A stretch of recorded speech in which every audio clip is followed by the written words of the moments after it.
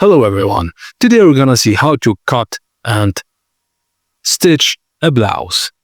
Firstly, a croquis is a simple human figure used to model clothing designs.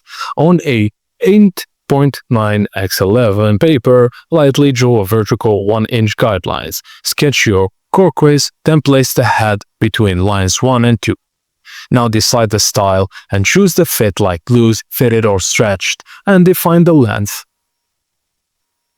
Now to add details like neckline, scoop, v-neck, halter, sweetheart, crisscross or square. For sleeves, use sleeveless, cap, short 3, 4 or long, loose or fitted.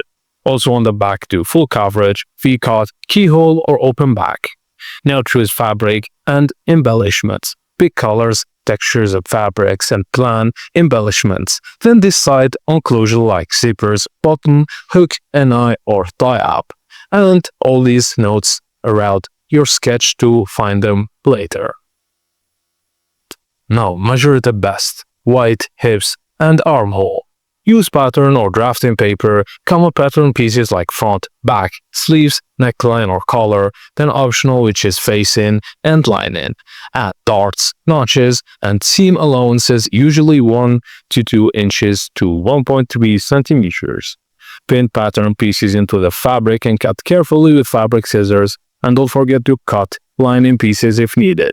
Fold the fabric if your current mirror pieces, then pin the right side together and use a straight stitch from the edge. Remove the pins and use an iron to press seams.